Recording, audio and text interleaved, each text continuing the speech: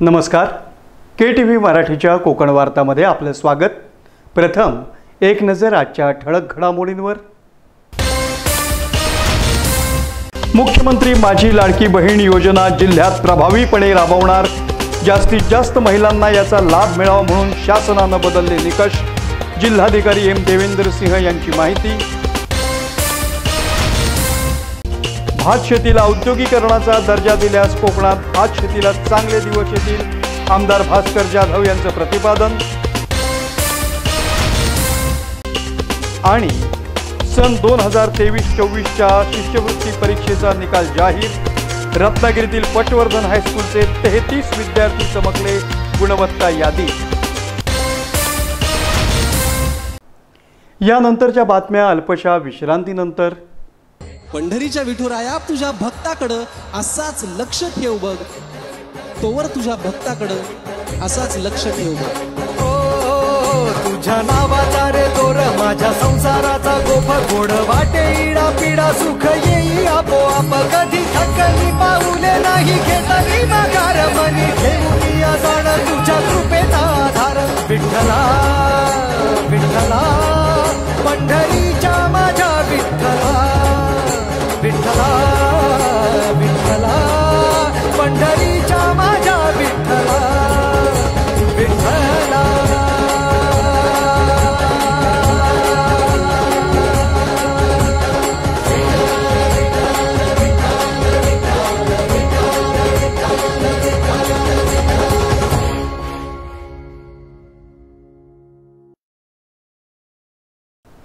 आणि आता वळूया सविस्तर वृत्तांताकडे. मुख्यमंत्री माझी लाडकी बहीण योजना जिल्ह्यात प्रभावीपणे राबवण्यात येत असून यामधील काही निकषांमध्ये बदल करण्यात आले असल्याची माहिती जिल्हाधिकारी एम देवेंद्र सिंह यांनी पत्रकार परिषदेमध्ये दिली. मागच्या 4-5-6 दिवसापासून आपण ऐकतोय की मुख्यमंत्री माझी लाडकी बहीण योजना हे खूप महत्वाचे आहे. ठीक आहे. तो यामध्ये असं आता हे प्रोग्राम असं आहे की खूप फ्लॅगशिप प्रोग्राम आहे शासनाच्या. तो त्या अंतर्गत मी सुद्धा सोमवारी मंगळवारी काउंटिंग मध्ये बिझी होतो मुंबईमध्ये. तो मी प्रेस कॉन्फरन्स घेतला नाही बिकॉज मध्यंतरी आणखी मीटिंग्स होते. सो आता काय झालेलं आहे की पहिला जे शासन निर्णय होता ते 28 जूनचा होता आणि त्यानंतर खूप ऑब्जेक्शन्स होते लोकांचे की हे निकष चेंज करायला पाहिजे, हे बदललं पाहिजे सगळे. तो आता जे आहे लेटेस्ट जे गाईडलाईन्स आहे ते 3 जुलै रोजी आले असल्यामुळे आम्ही आज हे प्रेस कॉन्फरन्स आपण हे बोलवलेलं आहे.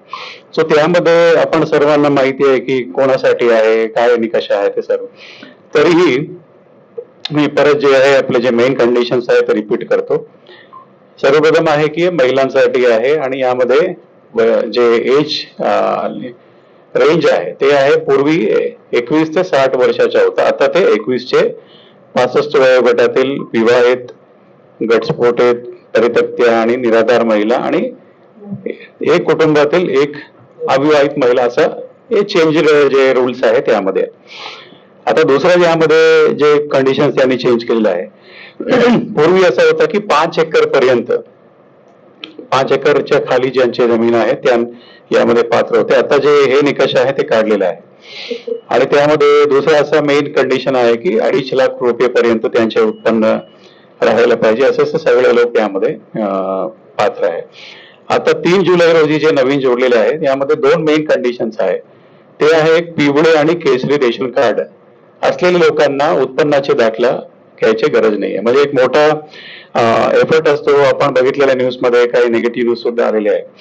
तर यामध्ये असं आहे की ज्यांच्याकडे पिवळा आणि केसरी रेशन कार्ड आहे त्यांना परत आमच्याकडे येऊन काही इन्कम सर्टिफिकेट यांची काही गरज नाहीये.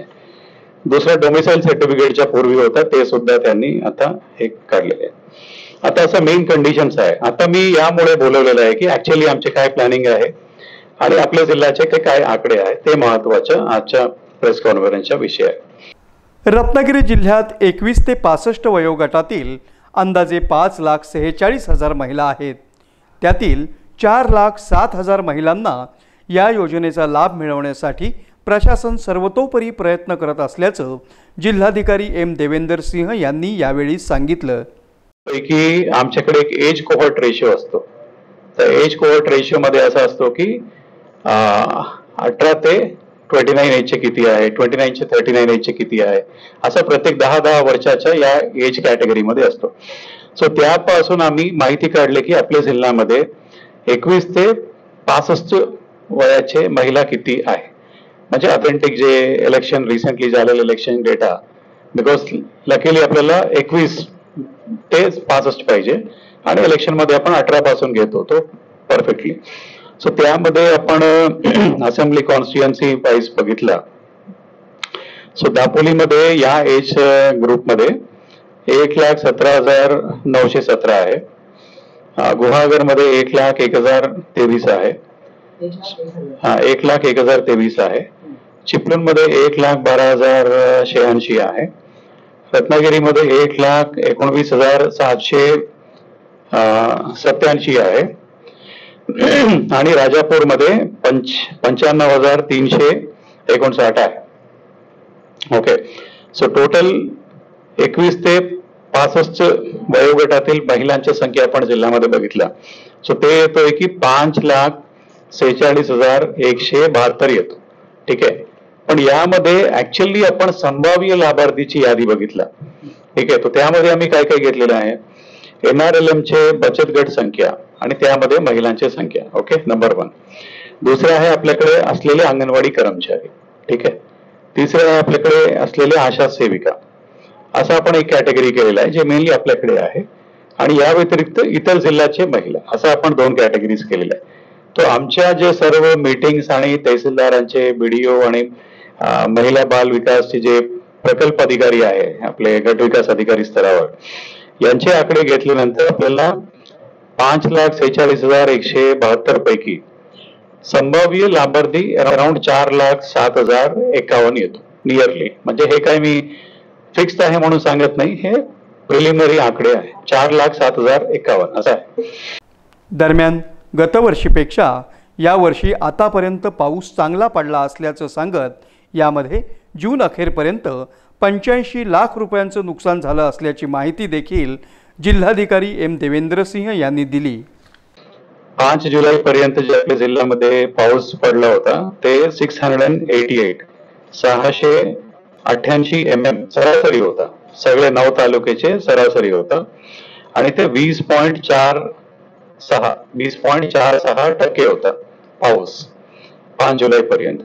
पण यावर्षी आपण बघितला आजपर्यंत म्हणजे आज सकाळीपर्यंत 987.66 MM आहे आणि यांचे पर्सेंटेज जे आहे 100% पैकी 29.36% आहे. ठीक आहे, नॉर्मली जून मध्ये अपेक्षा होता की 700 MM च्या जवळ आपली अपेक्षा होता 100% साठी.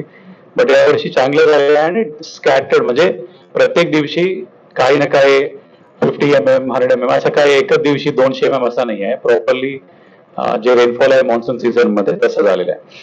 आता यामध्ये जे नुकसान झालेलं आहे ते सुद्धा इम्पॉर्टंट आहे. अंशतः कच्ची व पक्की घरे जे आहे असं 32 आहे आणि त्यांचे 13,65,445 आहे. पूर्णतः कच्ची व पक्के घरे 55 आहे. 22,54,367 आहे. अंशतः गोटे आहे 14. 5,45,175 आहे. पूर्णतः गोटे 8 आहे 6,38,600 रुपये. सार्वजनिक मालमत्ता 19 आहे ते 32,57,990 आहे. खासगी मालमत्ता 7 आहे 2,95,000.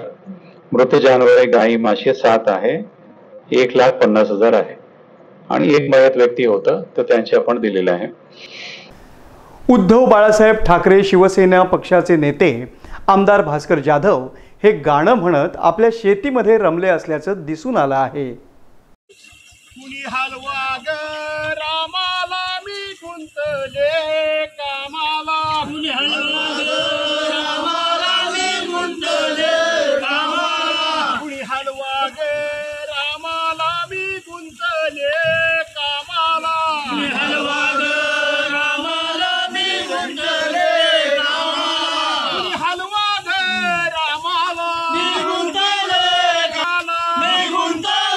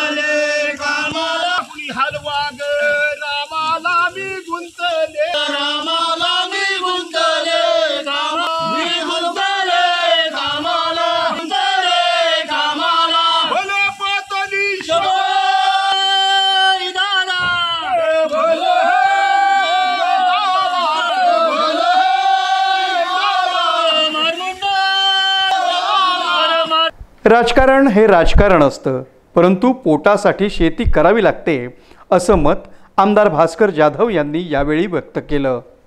नाही, माझा जन्मच मुळात इथला तुरुंबव गावचा आहे, ग्रामीण भागातला. आणि खूप लहानपणापासून आम्ही शेती करतो आणि ही शेती आम्ही कधीच सोडलेली नाही. त्यामुळे कधीपासून केली म्हणण्यापेक्षा मला कधी कळायला लागलं तेव्हा आमचे आजोबा शेती करत होते, माझे वडील आणि शेती करत होते, आता मी करतो, माझे भाऊ करतात, आमची मुलं तिकडे आहेत बघा, भावांची मुलं बिलं सगळे आहेत. आम्ही नेहमीच शेती करत असतो. असं आहे की मुळामध्ये शेती करणं हे अत्यंत आवश्यक आहे. परंतु आता बहुसंख्य लोकांनी शेती सोडलेली आहे. ही अत्यंत चिंतेची बाब आहे. सर्वसाधारणपणे आता 2 रुपये 3 रुपये किलोनी धान्य मिळतं, त्यामुळं बहुसंख्य लोक शेतामध्ये येतच नाहीत. थोडेफार लोक जे कोणी शेती करतात ते हे हंगामी ही शेती असल्यामुळं पाऊस आला की त्याची ताबडतोब संधी साधावी लागते, चिखल करावी लागते. त्यामुळं आम्हाला किंवा अन्य लोकांना त्या ठिकाणी शेतमजूर मिळतच नाही. शेतमजूर मिळत नाही याचं कारण मी सांगितलं की लोकांना आता फार काही शेती करावी असं वाटत नाही, परंतु शेती ही केलीच पाहिजे. कोणतरी पिकवतो म्हणून आम्हाला धान्य अल्पदरात असेल, मोफत असेल हे मिळतं आणि म्हणून कोणतरी पिकवतो म्हणजे आम्ही देखील ते धान्य पिकवलं पाहिजे. आम्ही देखील ते कमी दरात घेतलं तरी हरकत नाही. परंतु आता शेती करणं फार अवघड झालं आहे आणि म्हणून सरकारला भविष्यामध्ये ही शेती MREGS अंतर्गत किंवा रोजगार हमी योजनेअंतर्गत कर्मचारी वर्ग, शेतमजूर वर्ग पुरवता येईल का याचा विचार शासनाला करावा लागेल. त्याचबरोबर या शेतीला औद्योगिकरणाचा दर्जा देता येईल का याचासुद्धा विचार शासनाला करावा लागेल. तरच ही शेती टिकून राहील. त्यापेक्षा जवळजवळ लोकांनी आता शेती सोडली. 5वी आणि 8वीच्या शिष्यवृत्ती परीक्षेचा निकाल जाहीर झाला आहे. या परीक्षेत रत्नागिरीतील पटवर्धन हायस्कूलनं उत्तुंग यश प्राप्त केलं आहे. या शाळेतील 5वी आणि 8वीमधील सुमारे 33 विद्यार्थी गुणवत्ता यादीत चमकले असल्याची माहिती शाळेचे मुख्याध्यापक राजेंद्र कांबळे यांनी पत्रकार परिषदेमध्ये दिली. राजेंद्र कांबळे, मुख्याध्यापक पटवर्धन रत्नागिरी. आमच्या प्रशालेमध्ये यावर्षी 5वी आणि 8वी या 2 इयत्तामध्ये एकूण 33 विद्यार्थी हे गुणवत्तामध्ये यादीमध्ये आहेत. यापैकी 8वीला आमचे 48 विद्यार्थी बसले होते आणि त्यापैकी 14 विद्यार्थी हे जिल्हा गुणवत्ता यादीमध्ये आले. इयत्ता 5वीला 93 मुलं बसली होती, त्यापैकी 19 मुलं ही जिल्हा गुणवत्ता यादीमध्ये आली. अशा प्रकारे रत्नागिरी शहरामध्ये तर आम्ही टॉपला होतोच, त्याचबरोबर कदाचित जिल्ह्यामध्ये सुद्धा आम्ही आमचे जास्तीत जास्त विद्यार्थी हे शिष्यवृत्ती परीक्षेमध्ये आले असावेत. अर्थात हे जे यश आहे हे यश आमचे शिक्षक, आमचे पालक, विद्यार्थी, भारत शिक्षण मंडळ रत्नागिरी या सर्वांचं मिळून असणारं यश आहे. विद्यार्थ्यांच्या गुणवत्तेसाठी आमचे सर्व शिक्षक अतिशय प्रयत्नशील असतात. ज्यावेळेला स्कॉलरशिप विद्यार्थ्यांना बसण्याची इच्छा असते त्या विद्यार्थ्यांना आम्ही या ठिकाणी बसवतो. साधारणपणे जून जुलैपासूनच आमची स्कॉलरशिप बॅच सकाळी 11 ते 12 ह्या वेळामध्ये त्यांचे जादा सुरू असतात. त्याचबरोबर जानेवारी फेब्रुवारी या 2 महिन्यामध्ये दररोज 2 असे पेपर त्यांच्याकडून सोडून घेतले जातात. असे एकूण जवळजवळ 200 पेपर प्रत्येक विषयाचे हे त्या विद्यार्थ्याकडून सोडून घेतले जात असतात. त्यामुळे हे यश मिळालं असं. भारत शिक्षण मंडळ संचालित पटवर्धन हायस्कूल रत्नागिरीच्या 5वी आणि 8वीच्या विद्यार्थ्यांनी घवघवीत यश संपादन केल्यामुळे शाळेतर्फे त्यांची मिरवणूक काढून त्यांना गौरवण्यात आलं. यावेळी भारत शिक्षण मंडळाचे अध्यक्ष नंदकुमार साळवी, कार्यकारिणी सदस्य विनायक हातकमकर, दादा कदम, कार्यवाह सुनील वणजू, श्रीराम भावे, शिष्यवृत्ती प्रमुख अजित मुळीक, श्रीमती ताडे आदी उपस्थित होते.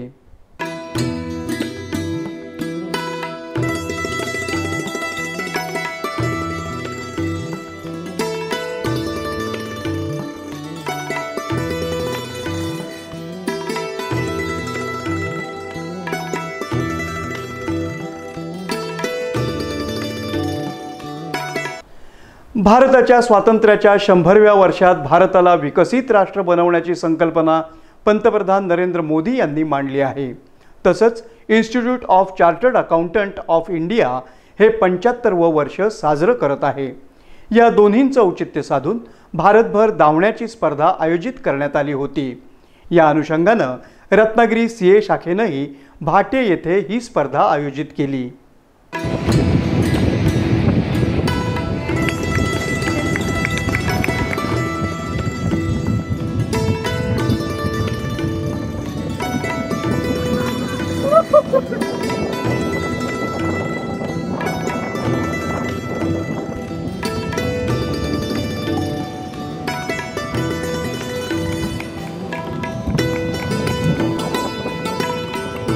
शाबाश शाबाश.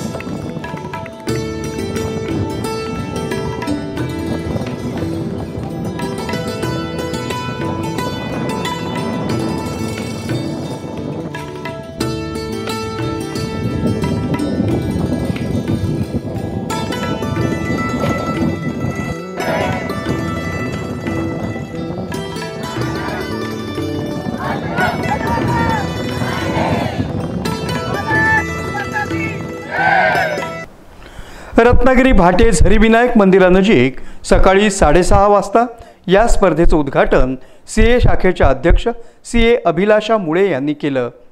सकाळच्या प्रसन्न वेळी आणि पावसाळी वातावरणात वाळूतून धावण्याचा स्पर्धकांचा उत्साह पाहण्यासारखा होता. या स्पर्धेत जवळपास 50हून अधिक CA फर्ममधील कर्मचाऱ्यांनी सहभाग घेतला होता. या स्पर्धेत गौरव महाजनी यांनी प्रथम क्रमांक, राजेंद्र भावे यांनी द्वितीय आणि प्रतीक माळी यांनी तृतीय क्रमांक पटकावला. विजेत्यांना आकर्षक चषक देऊन गौरवण्यात आलं. यावेळी उपाध्यक्ष CA Shailesh Halbe, CA Varadraj Pandit, CA Kedar Karambelkar, CA प्रसाद आचरेकर, CA भूषण मुळे, CA आनंद पंडित यांच्यासह मान्यवर उपस्थित होते. पुन्हा एक नजर आजच्या ठळक घडामोडींवर. मुख्यमंत्री माझी लाडकी बहीण योजना जिल्ह्यात प्रभावीपणे राबवणार. जास्तीत जास्त महिलांना याचा लाभ मिळावा म्हणून शासनानं बदलले निकष. जिल्हाधिकारी M देवेंद्र सिंह यांची माहिती. भात शेतीला औद्योगिकरणाचा दर्जा दिल्यास कोकणात भात शेतीला चांगले दिवस येतील. आमदार भास्कर जाधव यांचं प्रतिपादन. आणि सन 2023-24च्या शिष्यवृत्ती परीक्षेचा निकाल जाहीर. रत्नागिरीतील पटवर्धन हायस्कूलचे 33 विद्यार्थी चमकले गुणवत्ता यादी. याबरोबरच आजचे हे बातमीपत्र संपलं. पुन्हा भेटूया पुढील बातमीपत्रात. तोपर्यंत नमस्कार.